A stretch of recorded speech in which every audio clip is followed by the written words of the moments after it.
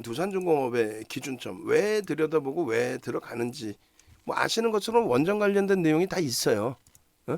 뭐 두산중공업 원전 관련 내용의 이슈 부분 모르는 사람이 어디 있어요. 그게 이제 2021년 5월 말부터죠.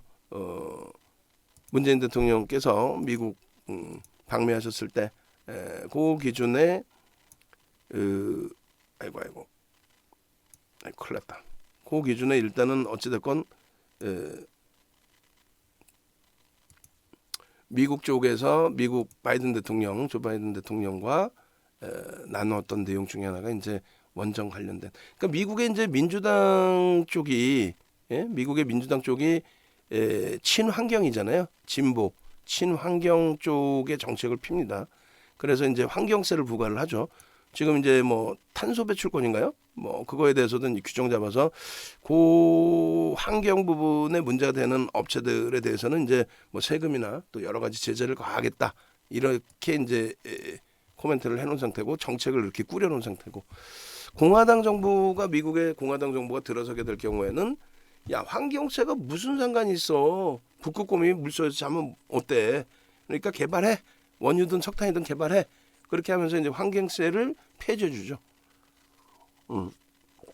그리고 이제 아버지 부시 아들 부시 때 걸프전, 이라크전이 발생을 하고 그렇게 되면서 이제 유가의 강세라든가 방산업체, 뭐 친환경보다는 전통 에너지 이런 부분을 계속 진행을 하는데 어쨌든 미국 쪽에 이제 그 진보 정부가 들어오면서 민주당이 들어오면서 친환경적인 부분도 다시 돌려졌어요. 거기에 이제 원전에 관련된 내용이 계속 불거진 상태가 되고 또 이제 문재인 대통령 정부 때의 원전 관련해서 한국전력도 원자력 발전소를 이제 쓰지 못하게 하게 됨으로써 이제 한전도 피해를 많이 보게 됐죠.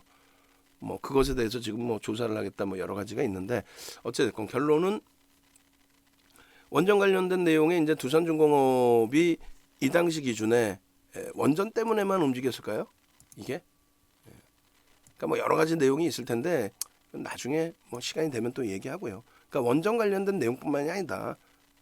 두산인프라코어와의 합병, 또 여러 가지 그밖에 이유들 그렇게 되면서 주가가 진짜 뭐 속단 표현으로 미친 듯이 올라왔어요. 주식 수도 뭐 어마어마하게 증가했죠. 뭐 합병에 대한 물량도 있고 여러 가지 유상에 대한 비중도 있었고 유상증자. 그래 결론적으로는 요 기준이 이제 어찌 됐건 간에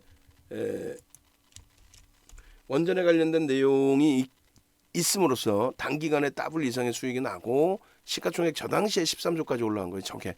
근데 지금은 이제 주식 수가 늘어나서 주가가 밀렸어도 지금 12조 원대 형성을 하고 있습니다.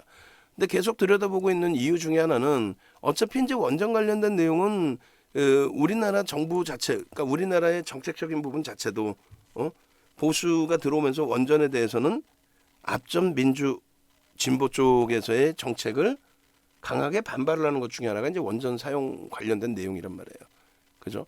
그래서 원전을 어찌됐건 새로운 정부 들어왔을 때 원전을 다시 사용하겠다라는 기준이 있어요.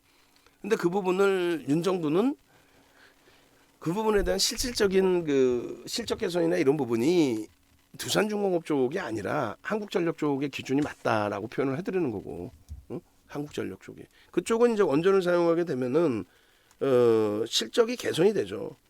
전기요금은 당연히 올릴 것으로 추정을 하고 있고, 이제 전기요금 올리고 그리고 원전 사용하게 되면 그 부분에 대해서 원재료 비용의 감소가 되고, 그럼 당연히 이제 실적 부분이 개선될 수 있기 때문에 실질적인 부분은 이제 한국전력 쪽으로 보고 우리는 그쪽의 비중을 주력으로 채워나가고 있어요. 근데 이제 두산중공업이나 한전기술이나 이런 쪽의 기준은 변동성 매매 기준을 잡습니다. 그 중에서 이제 두산중공업은 시가총액이 10조 이상짜리 종목인데 그럼에도 불구하고 변동이 큰 편이에요. 그래서 이쪽을 들여다보는 거예요.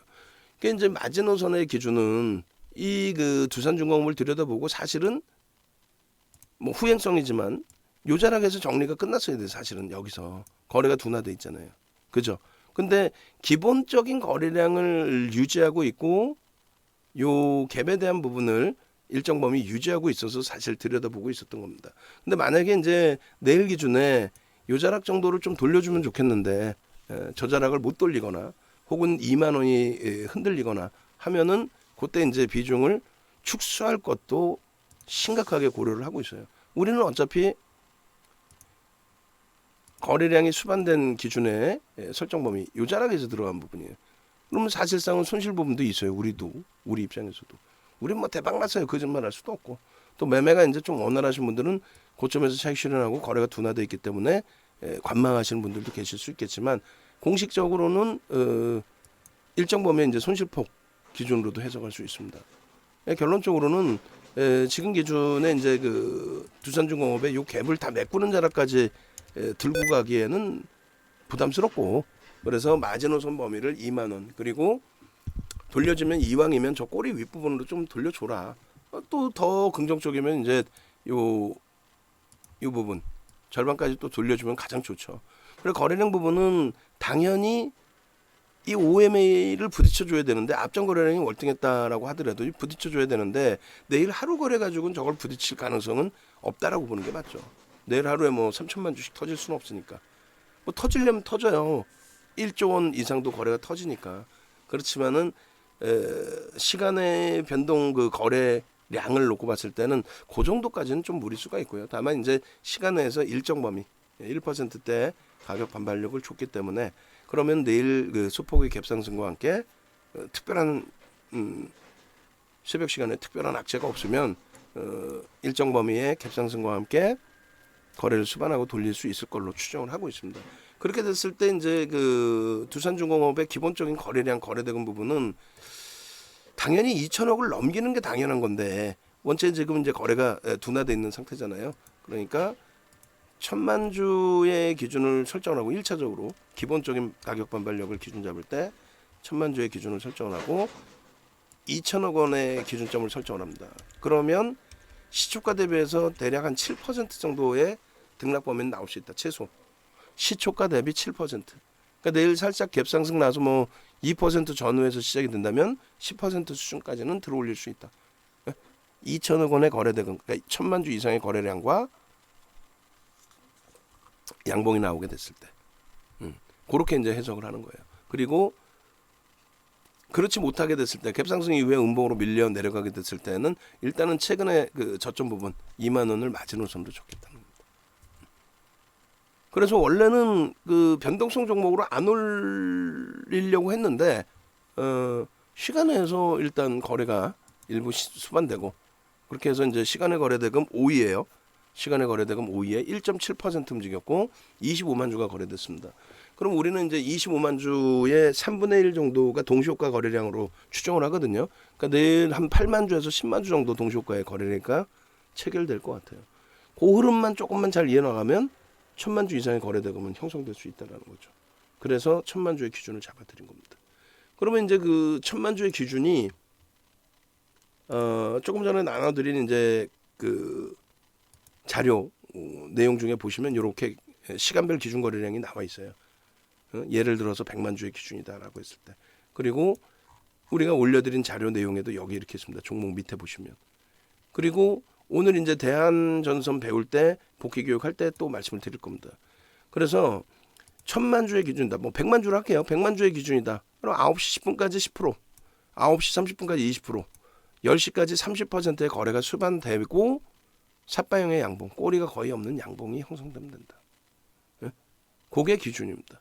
그래서 요 100만 주, 예를 들어서 100만 주의 경우이고 우리는 2천억 수준을 기준을 잡는다. 물론 개별 매매 기준에서는 1,000억, 그리고 1,000억 미만이어도 돼요. 요즘은 이제 거래가 다시 둔화돼서 하루에 유가증권 시장에 한 15조 원, 그리고 뭐 한 12조 원 이렇게 거래가 형성되는데 그렇다면은 뭐 1,000억 정도의 거래대금만 터져도 순위 안에 들어오는 경우가 있습니다. 그 순위라는 건 20위 전후 정도에 놓이는 경우도 있어요. 근데 2천억 정도는 터져줘야 전체 시장의 거래가 터질 때에도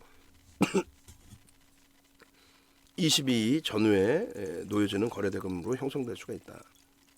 아시겠죠? 그래서 이제 2천억을 잡아드리는 거고 일동제약이라든가 오늘 상한가 간 대한전선 같은 경우는 그 거래대금은 월등히 뛰어넘죠. 일동제약은 뭐 1조씩 그 이상으로도 또 대한전선 같은 경우 오늘 4,900억인가요?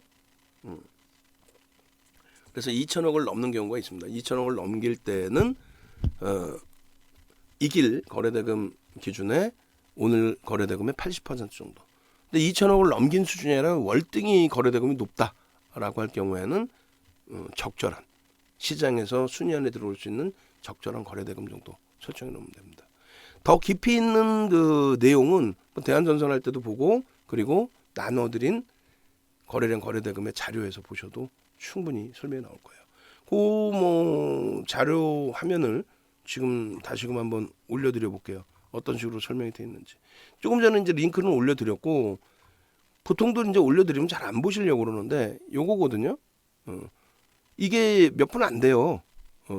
9시간짜리 압축해가지고 요 반팔 티셔츠 입고 한 12분인가 녹화를 해드렸고 그리고 나서 이제 양복 입고 한 게 한 10, 그렇게 되면 한 18분, 20분 정도 양복 입고 또 설명을 한 겁니다. 같은 내용이에요. 같은 내용인데 설명도 같겠죠. 근데 두 가지를 다 들어보시면서 한번 기준을 잡아보시라고 말씀을 드린 겁니다. 그래서 요 링크 올려드렸으니까 꼭 참조하셔서 기준 잡으시고요.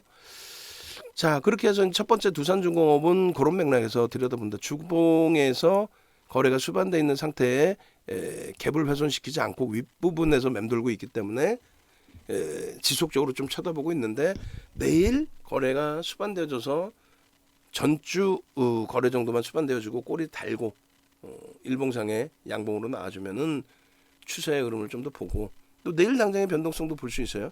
그리고 그렇지 않으면 손절도 비중 축소도 심각히 고려할 거다 이렇게 말씀드립니다. 두 번째 종목은 대한전선을 올려드렸어요. 이 종목의 순서는 시가총액 기준의 순서예요. 이 5종목 내에서의 시가총액 순위. 그래서 두산중공업 12조 3천억 그리고 이제 대한전선은 2조 3천억.